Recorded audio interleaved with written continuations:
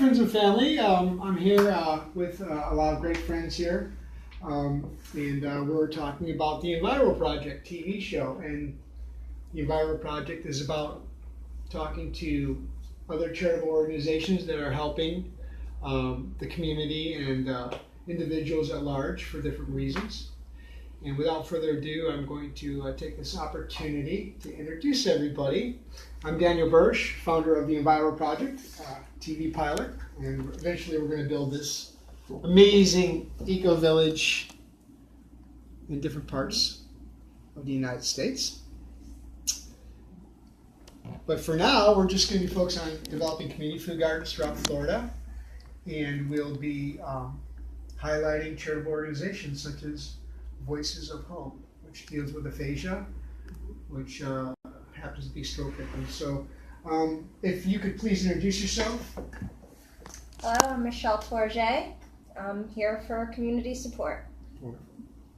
Hi, this is Mike Caputo, the founder, Voices of Hope. I'm Mike's wife, Kathy, his co-founder of Voice of Hope for Aphasia. I'm Ann Dingman. My husband John is one of the founding members of Voices of Hope for Aphasia. I'm Tom Chingman. Wonderful.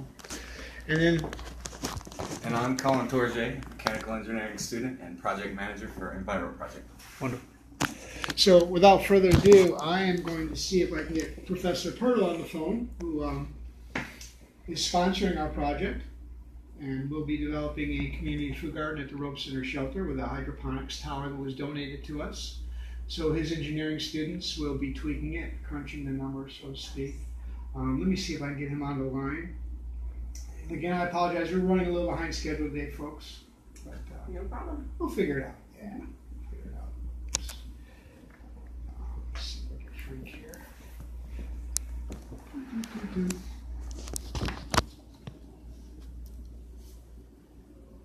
Here we go, queuing him up, calling him now.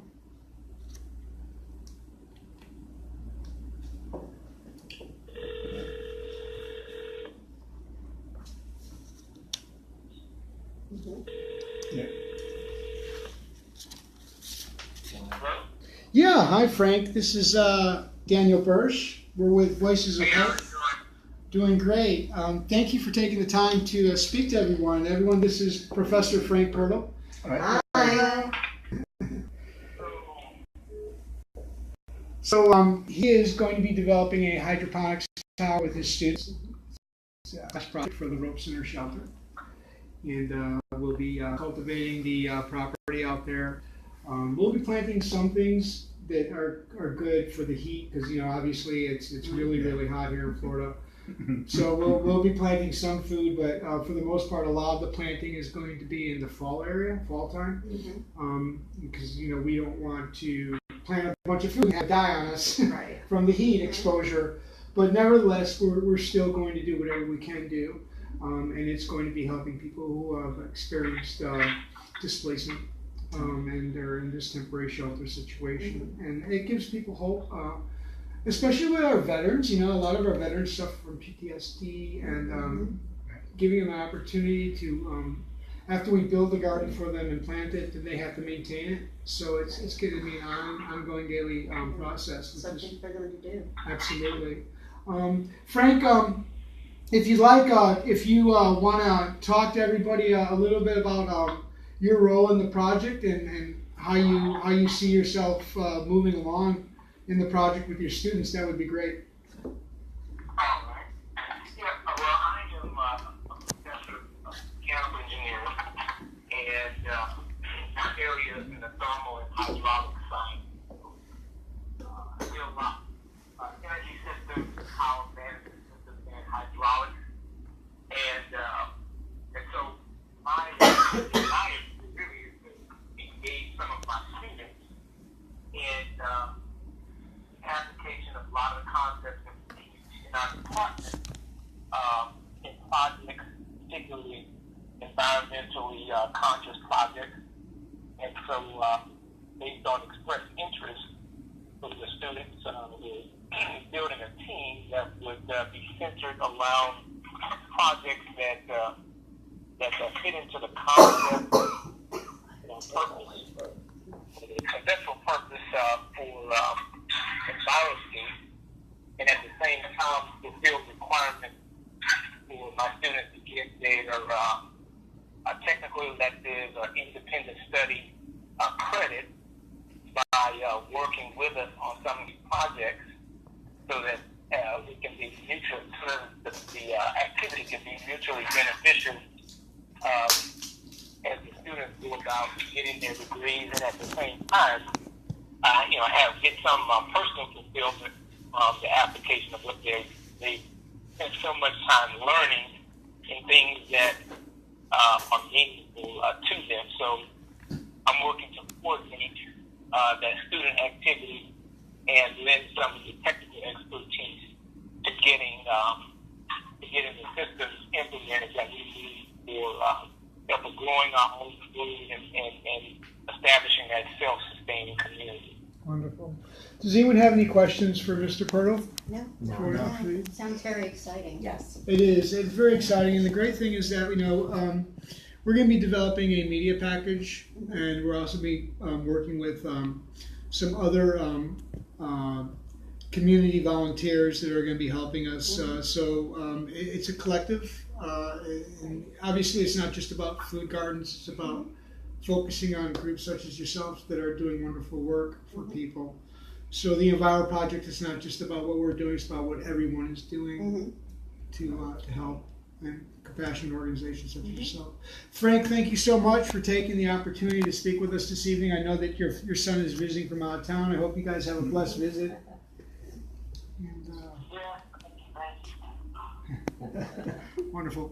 Thank you. We're going to let you go, and then we're gonna move forward with the meeting. And with this, we're Facebook living this, so you'll be able to see the live video later when it's not live. Right. So. Thank you. All right, thank you. Have a good evening. You Thank as you. well. Bye for now. All right.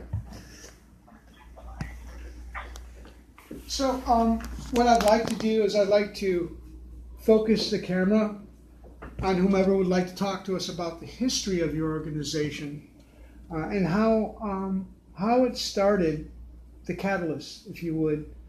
That's easy. Right, Mike? Go ahead. Voice of Hope for Aphasia, we developed because Mike had a stroke. And we found that support groups were not enough. Yeah. Because with aphasia, you have all of your intelligence, but you just can't get the words out. So we started with small groups in St. Petersburg with a speech pathologist assisting me and getting people out of their homes. Aphasia creates a lot of isolation because they're not comfortable. And in doing these programs, right, Mike? Yeah. You get out. John was our founding member. John came out, and they're motivators. Fortunately, they can get out words to motivate others for those that cannot speak. And Kathy, just for the sake of our listening audience, aphasia would it be specifically for stroke victims? No, brain injury as well. Brain injury as well. Yeah. Okay. So we have veterans, those that have been in motorcycle accidents, and sometimes it's just, again, like we'll say, oh, it's on the tip of my tongue. Right. We all say that at some point or other. Sure. But this is what they live with 24/7. Not like us where it'll just happen on an occasion. Right. So we've taught our members how to communicate using tools. And if you see right now, Mike is writing. Mhm. Mike is fortunate enough to be able to write a word at a time so that I know what we're going to talk about. Mhm. And right now you're writing communication? Yeah. Right. Yes. Go ahead, you talk. Speech. My stroke is 9 years ago, and words I feel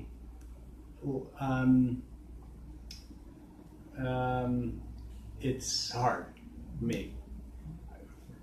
Understand, I love it.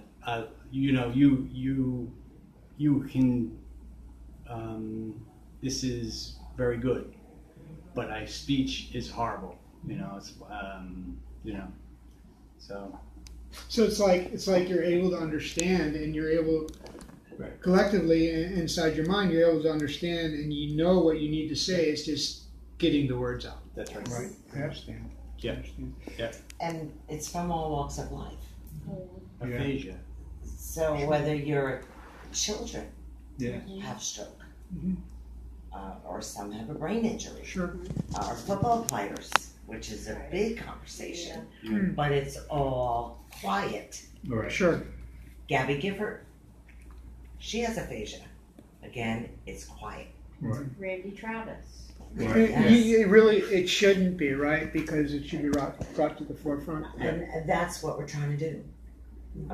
Besides getting everyone out of their homes and involved and back out in the community, we go out on different events together, and we're learning how to live again, Right. but differently. We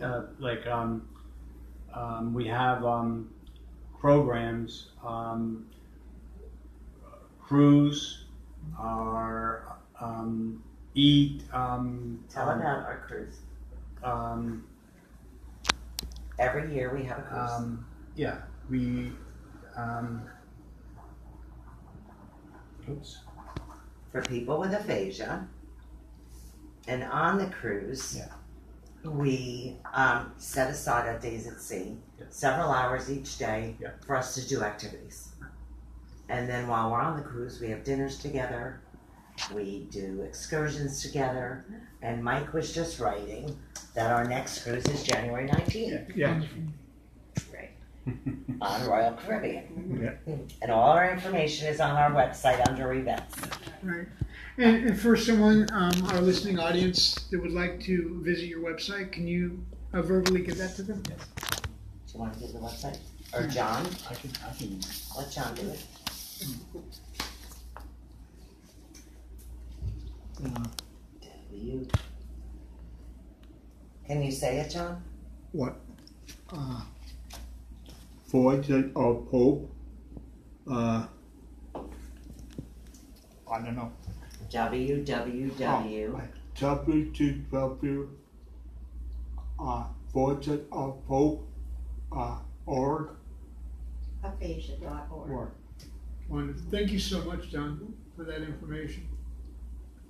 I'm sure it's greatly appreciated. I'm sure there might be someone right now who's actually watching this Facebook Live video who is, If I could just add one thing.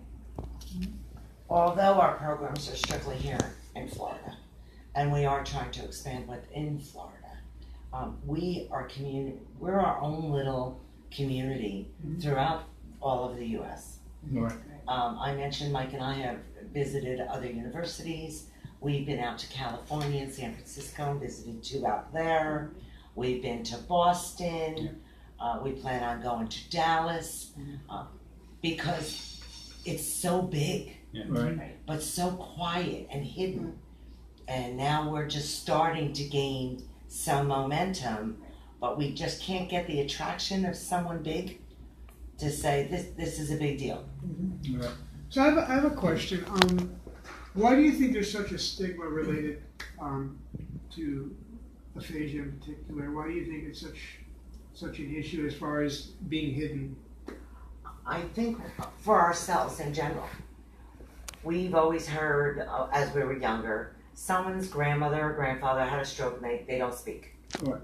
But it never went any further than that in conversation unless you really were with them personally. The word aphasia, we had no idea. What is that? Even to say the word, it's very odd. It's not a common medical term that we use. And believe it or not, the medical profession doesn't even know how to work with people with aphasia. The neurologists take care of you physically, and then that's it, I'm done. They wash their hands. We have to educate everyone that Mike and all of our people with aphasia come in contact with. So that if they go to the doctor or they go to the drugstore. If they have difficulty, someone there needs to know what this is. Right. We met a couple on a cruise for a different group. He was in a motorized wheelchair, and after the cruise, we became friends on Facebook, and I heard that he fell in the bathroom. He was a large man. She couldn't get him up, called 911. The rescue people that came to help get him up did not know what aphasia was. Wow. So the next day, this woman was right away down there at the fire department, handing out brochures and educating them. So a lot of members, like Kathy said, members of the medical profession don't even know what aphasia is. But we have made a difference in St. Pete. Okay. But yeah. And again, just so everyone knows, can you explain to our listening audience again, because some people are just coming on, Right. What aphasia what is? aphasia is? Aphasia is the loss of words, not intellect. They know what they want to say, the words don't come out. And this could be from a brain injury, Yes. a car accident, a Most football accident. commonly, stroke. Right. Most commonly stroke, or it could be any Stroke. type of But all these injury. things, Right. yes. Yes. It's relatable to Yeah. speech impediment. Right. Right. Wow. Yeah. Okay. And a lot of people would think that aphasia has to do with swallowing or something. It's not. That's dysphagia, isn't it? Something different. Mhm. But like I said, even people in the medical profession don't really know. They think they do. Right. And until they actually witness it and say, oh yeah, my grandmother had that too, but they never knew what it was. Until it hit us, like Kathy said, old people had strokes, that was it. Right. Today, I believe the average age for stroke is 50. That's And the more than a average. million Americans have aphasia. Right. So, It's actually, it's 2 million. so wait, 2 wait, million. so when I 50 was 50 Mike that's was 50. 50, Right. 50, and now it's 60, Mhm. and I was working out, Hmm. gone, Perfectly Wow. healthy. Yeah. gone. No reason. Whoa, Yeah. Right. that's it. That quick. No warning. Right. Aphasia? John, What too. the hell? John was 52 when As he far had as the stroke. research going on right now, is what type of research do you? I mean, I'm sure you're connected with a lot of research, right? Actually, there's not a lot of research Really? on aphasia. It's Right. on stroke. Mhm. But we are working right now with USF, who have provided us with a nice grant. Mhm. Dr. Jackie Hinckley and Dr. Bryce are heading this research project, and there's several of us on the team. Yes. It's all just in the works now to do research for specifically aphasia. Wonderful. Yeah, we're excited. Absolutely. Yeah, because there is no research out there. Needed. Yeah. Really needed. And this is a type of debilitating. I'm going to call it an injury. Yeah, it Um, is. It's a brain Debilitating injury injury. that can absolutely happen to anyone who's in good health. Right. And all Mike ages. he was working out and he was in good shape, and it just happened that quick. Yes. Right. So, I have a good friend of mine. His name is Rick. I'm not going to mention his last name because he may not want to be mentioned, but he just recently had a stroke, and he was a structural engineer.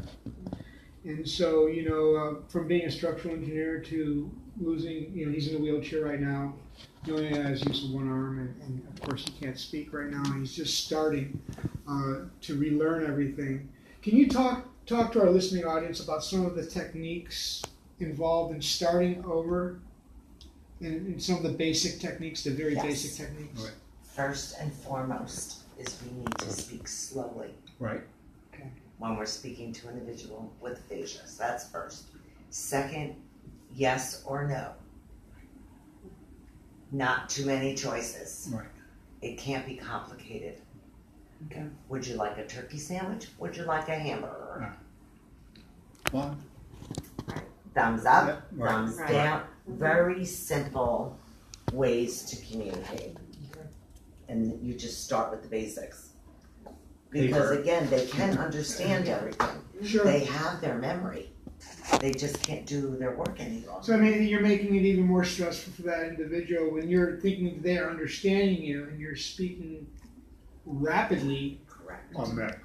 or you're using a lot of words, And noise. The environment is very Oh, important. man. Ooh, noise. noise. You can't have 5 or 6 people like an Italian dinner table and everybody's talking. Forget. That does not work. Because not only can they not follow the Mhm. conversation, they cannot get involved in it.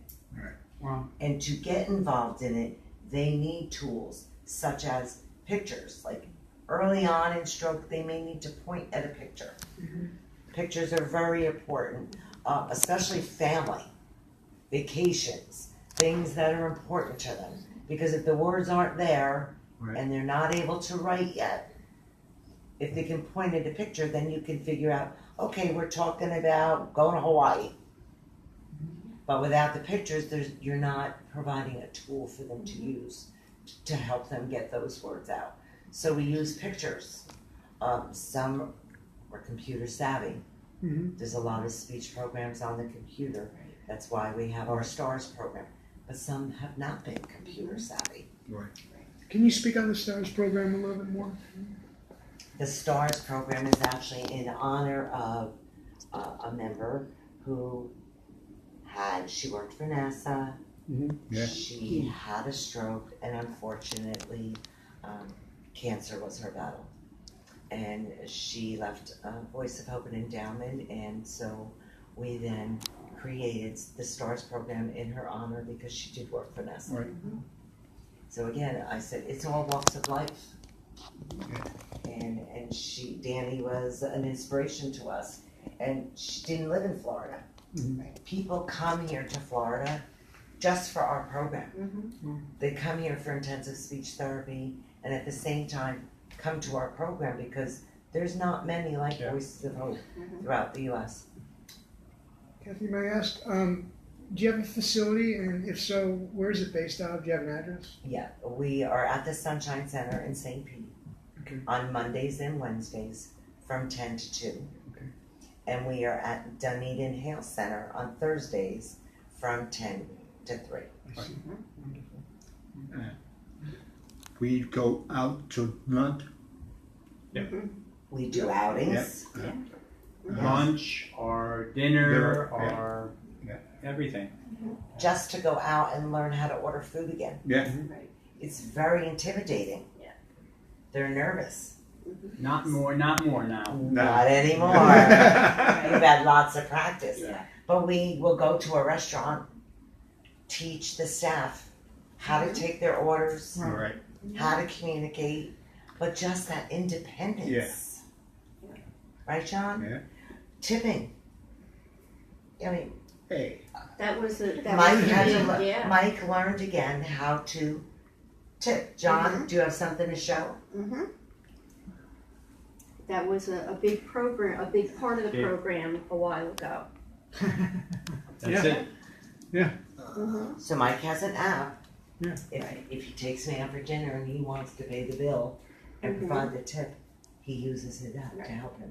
Wouldn't it be great if someone at USF, possibly someone that's developing apps, because I know a USF student actually developed a student map app to be able to locate a specific area at USF because it's such a large compound. And so the student actually developed this app. Wouldn't it be wonderful if one of the USF students could develop an Aphasia app? Yeah. I wouldn't be surprised if they're working on it. USF has a big clinic run by Cheryl Paul, is a speech pathologist that we've been very involved with. And again, we work with the students there. Cheryl Paul helps us in a tremendous way. Wonderful. But she works with Aphasia strictly. Big shout out to Cheryl. Yeah, and they're all in Tampa and USF. Right. And John was just showing his tip, his Open that cheat up sheet. Well, this was a big program for a while there, but Mike has always been computer savvy, and he's very good on his phone. John never was. I just got rid of his flip phone, but he carries this little, cheat sheet Right. Sure. for tipping. Basic. Yeah. Very basic. Again, it's about tools. Right. Right. So, And simplistic. Right. tools with that. yes. Keeping it simple. Yeah. And I believe your friend did attend one of our groups. Yes, he did. He Right. did. In fact, he spoke with, I think he might have spoken with you, I'm not sure, but he spoke with someone in the Or Jackie. organization. Yeah, Yeah, with executive Jackie director. actually, and he'll be working indirectly with your group as well. And this particular individual that we're talking about does not live in Pinellas County. Right, Right. And this is also part of our struggle. right, Right. Transportation. Yeah. sure. Like John is able to use DART. He's within Pinellas. Mhm. But if you're outside of Pinellas, Right. Right. so this is just another thing that we are Yeah, working and on. it just so happens that my friend Rick is pretty well off, but not everybody's well off, Right. Oh, yes. Right. you know, Yeah. so Yeah, they, that's a big they're problem. pretty much stuck, Right. Yeah. you know. Yeah. I'd like to make a proposition to everybody. You know, we're developing our TV show, and it's about you know, charitable organizations. I would like to do a piece about your organization. I'd like to visit your facility Right. and maybe go to one of your dinners and just collect a lot of footage and edit it later on. We are going to be applying for multiple grants, and when we apply for these grants, I want to make sure a percentage of that grant money goes directly to your organization. That would be amazing. Wonderful. Thank you. Beautiful. Thank you. Great. Thank you. Our members pay a nominal fee to come, but then there's always someone that can't. Right. And we're never gonna close the door on that person. Right. So it's all about raising money. Wonderful. Well, I just want to thank everybody here at this table.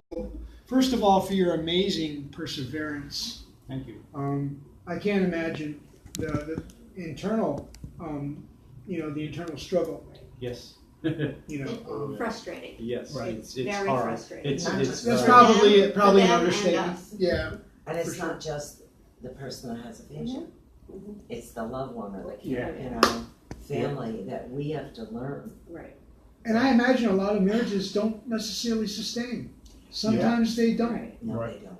which makes it even Yeah. worse. Yeah. Yes, Mhm. yes. Sure. Yeah. Well, yes. Well, it was once born my grandson. He was 44. Our grandson yeah, is 4. And I talked to him fine. Yeah. Yeah. Yeah. And he went to me and said, "What's that?" And I say, "Oh, that's a bird." Yeah. Yeah. Mhm. They communicate Yeah. pretty yeah. good. But Yeah. Ryan's also grown up with Yeah. you. Yes. Yeah. Yeah. Yeah. having There is aphasia. like Yes. a friend, Ivan. Right. Was Ivan. He's Veranka's son, Right. and he's 5 now, Right. Mhm. and he is good. You can do that. Yeah. Oh, man. Wow. You know, Because he's always known Yes. you like Yeah. this. Yeah. As children growing up with this, Mhm. Ivan imitates because Mike is total right side weak. Mhm. So when Ivan walks next to his papa, he tries to walk and imitate Mike because he's trying Tries to to figure learn, out why can't he move his arm? Sure. Why does he have trouble speaking? And as they grow, they start to ask questions, Right. and it's not so uncomfortable. Right. Because now it's giving them power. I Yes. believe we're empowering Yeah. these children because they're growing up with this, knowing that not everyone in the world is perfect. Sure. But it doesn't make you weak. No, Yeah. not at all. So it's In fact, I think it actually gives you a sense of strength to be compassionate. Right. And a person that's gone through something like this, I really have to say they must have some great internal strength to be able to persevere through everything. And thank you all for your wonderful work. well, thank you. You know, for doing it would have this. been so much easier for you not to develop the charity and just to focus on yourself.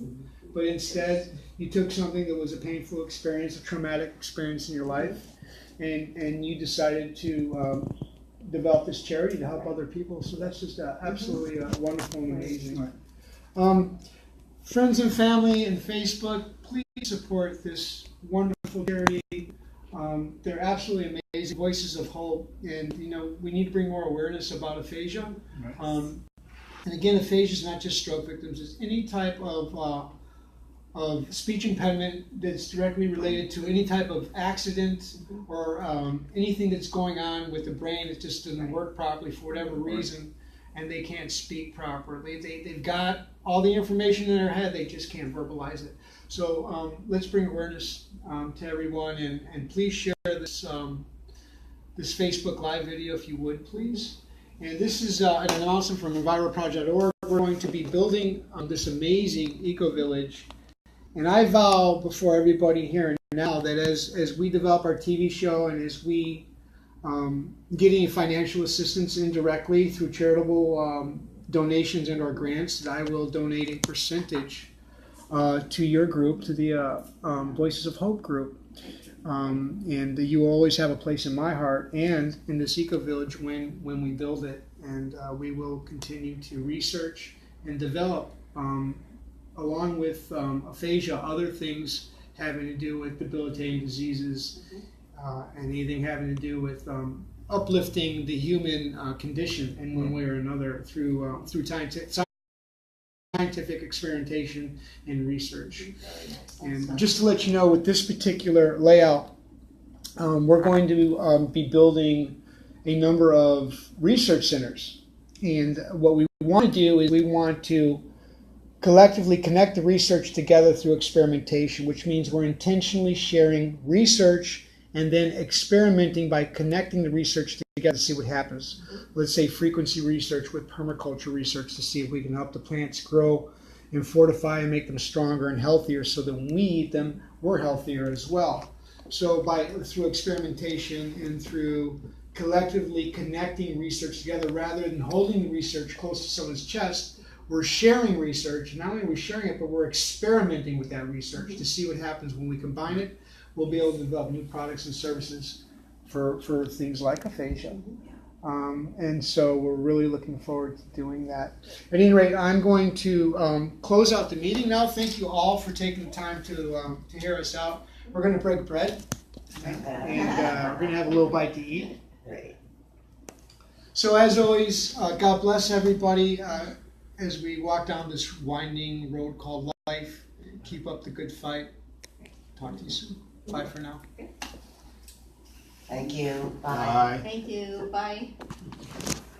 Bye-bye. Wow, great meeting. That was so